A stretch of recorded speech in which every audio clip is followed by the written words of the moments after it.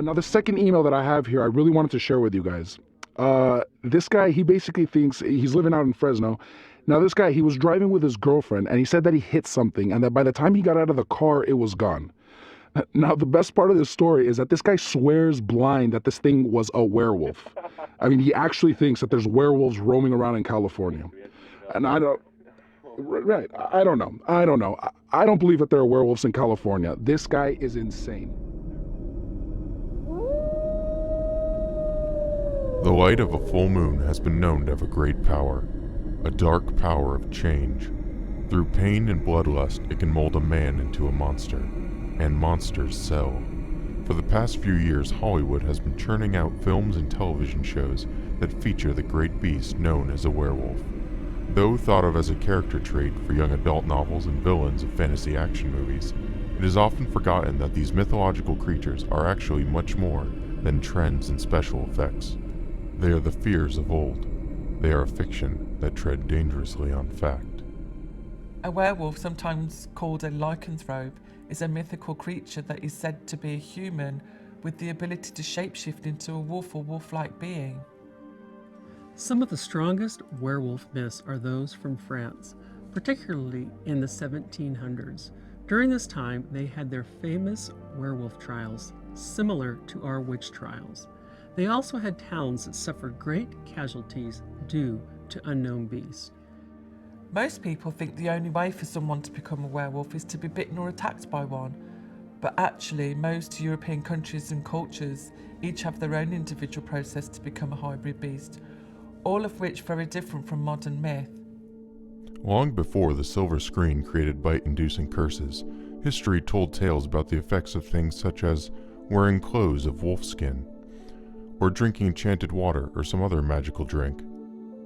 Italy and France had warnings that stated sleeping under the full moon on the right date could transform a man to a beast. The most common two ways of becoming a werewolf in older times, though, was either making a pact with the devil or by being cursed by someone with great power. The relation between the wolf and the devil is something that still exists. The theatre and art world would have used this relationship for years. Legends and tales of werewolves almost never mention bites being the source for someone transforming. This seems to have just been pushed due to it being an easy plot device for fiction. These, among many other tales from the time period and the area, are just the start of what appears to be a migration of legendary werewolves. February 2nd, 2004, Michael Acoma was camping for the weekend around Fresno, California. The following video was captured on his cell phone. Alright, here we are once again camping. Beautiful view.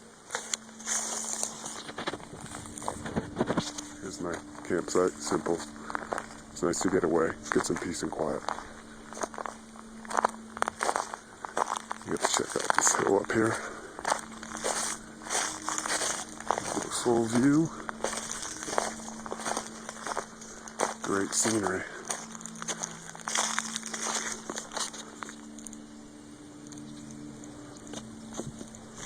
Get an idea of where I'm at.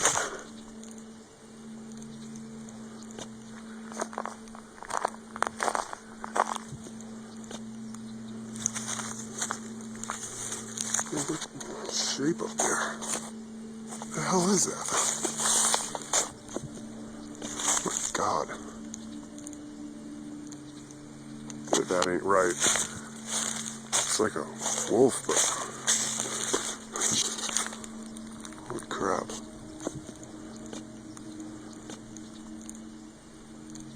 I don't think I should be up here. I think I should be getting... Alright, well, I've never seen anything like it. Camping outdoors a lot, and of course I didn't bring my gun like I normally do. But I have my tent set up here, kind of filming, so my girlfriend could see what's going on, where I'm at, share that a little bit. Tent, chairs, and I heard a little noise up the hill here, like an animal's running around. So, look up here, these boulders, I seen something that looked like a wolf jumping in and out, but it was on 2 feet. How do you kill a werewolf? That's always the one question that everybody thinks they know. silver. But good luck in finding any proof of that in the old tales again. More recent writers seem to be taking liberties with many years of mythology. Instead of silver bullets, you'll find things like wolfbane or rye, mistletoe and other more natural elements being used against werewolves. Around the same time as the mini lycanthrope myths, vast amounts of French were moving into the territory of Louisiana. Then, all through the 1800s, strong stories of a wolf-like creature prowling around the swamps of New Orleans started becoming more and more common. From this point, our tale takes two different trips. First, in 1936, all through the 1990s, sightings of what would eventually be called the Beast of Bray Road started becoming commonplace in Wisconsin. When looking for food, wolves can travel up to about 30 miles a day. So it's not unheard of to find them in a completely different place than the day before. At the same time the Beast of Bray Road was becoming a local legend, the mythological creatures had started appearing just outside of Wisconsin. Instead, sightings were coming from small towns around the state of Ohio from 1970s onward. In the 1950s, sightings started moving west from Louisiana with one of the most famous werewolf encounters, which occurred in Texas in the latter part of the decade, with a housewife spotting a hairy figure with yellow eyes scratching at her window. By the 1970s, New Mexico had started having sightings of their own. Out of the town of Whitewater came stories of a wolf-like creature roaming around.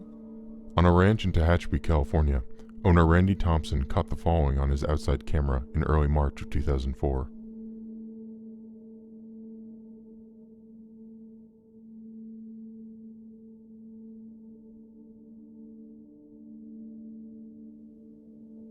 When rewatched the next day, Randy found he had caught something much larger than he was expecting.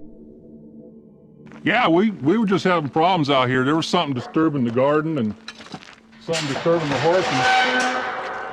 So I just came out here and set me up the camera on top of that there building.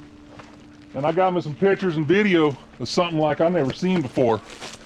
And it took off, got out of here quick. Came in and rustled up some stuff and got some food and then got out of here. Lycanthropy actually has entered into the medical vocabulary ever since patients started showing up that believed that they could already have transformed into an animal. They then would behave like said animal. Doctors started using the term to describe this condition. The ways of curing lycanthropy are very similar with the many ways of becoming a werewolf. Some believed medicine and surgery was needed. This tended to prove a very fatal method. After that, the belief that converting to religion and some variations of exorcism would save you and was promoted heavily as a cure. In the 1990s, tales of lycanthropes didn't go away. In fact, they grew with encounters with man-wolf-like creatures appearing on and around the property titled Skinwalker Ranch in Utah, a ranch now famous for its multiple sightings and encounters with that of a mysterious being. The tales of werewolves didn't end in Utah. They continued right on through into California, starting in the early 2000s. Reports started coming in from the north of a wolf-ape monster, and reports from the south came in claiming that a dogman was running around the state. June of 2004, young brothers Matthew, Ty, and Austin Latham went off playing with their mother's new camcorder around the area of Bakersfield, California. On what? Played basketball. Basketball, was that fun? Yeah. Was it really? Yeah. Hey, did anybody get hurt? Yeah. No? That's sad. I know. I wish one of you guys got hurt, I'm sorry. Okay. Oh, Hey. go. We're trespassing. Just go already. Go. Matthew, come on. We're trespassing. Oh, yeah. Yay! Woo!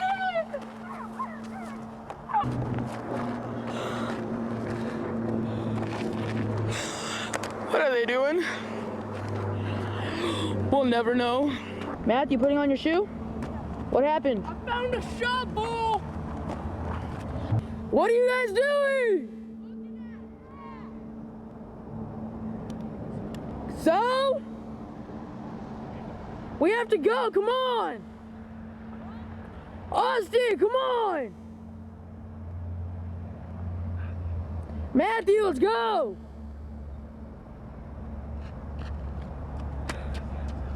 Matthew, let's go!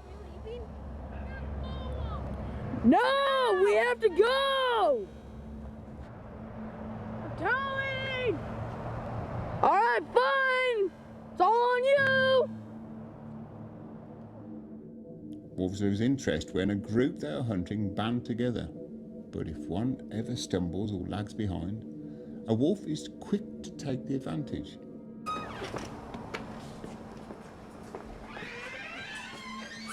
Where's your brother? He wandered off. What do you mean he wandered off? He wandered off. Where is he? Okay, well we gotta go get him. Where is he? I Let's don't go know. get him now. Okay. Matthew was found on a dirt bike track 2 miles away. He was not found alive. Wendy found him, and no one should have to see their kid like that.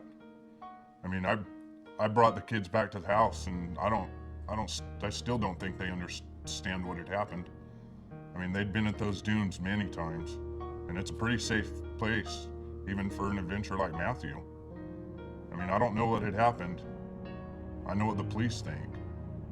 They didn't know at first, but I mean, neither did we. They thought the worst, that it was someone out there, that caused it. And then the next day they informed us that it might have been a canine or like a dog. And then by the end of the week, they had confirmed to the press that it was a wolf. When wolves attack on people, in both rabid and predatory attacks, wolves usually go after the areas around the head and the neck, though healthy wolves have been known to prefer attacking their prey from behind. Some wolves have been shown to kill children by knocking them over from behind and biting the back of their heads and their necks. And then after losing Matthew, what kind of beast did it? Didn't matter at all to us. And then what do I think? I'm not an expert, but I've lived in California long enough to know that there are no wild wolves in this state. In the early 1900s, wolves were considered a large problem in California, so the state hired bounty hunters to hunt down and kill every wolf within the state lines. By 1924, there were no evidence of any remaining wolves, so in these days, wolves' attacks on humans generally don't happen all that often. Throughout the 15th and 16th centuries, werewolf trials reigned throughout much of Europe. A majority of the accused not only had the label of werewolf attached to them, but also the blame of multiple dead children. Wolf attacks on humans do still occur though. During 1996, 1997, around 76 people were killed by wolves in India, actually through history and recent incidents. It seems wolves mainly go after children. Almost around 75% of the wolf attacks are against children under the age of 12, almost always when adults are not around. The exact cause of Matthew's death is still reported as a wolf attack, despite no evidence of any type of wolf being in the area for many years.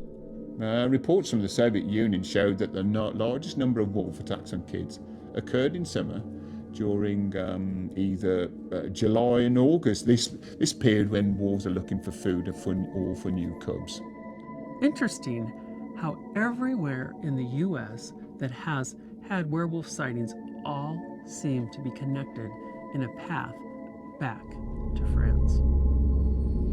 The possibility of the existence of werewolves is still in constant debate, with the scientific community winning the idea that they are nothing more than a mine for Saturday matinees, though even experts have difficulty in explaining the direct paths of werewolf myths and sightings throughout California, despite the French settlements ending with Louisiana.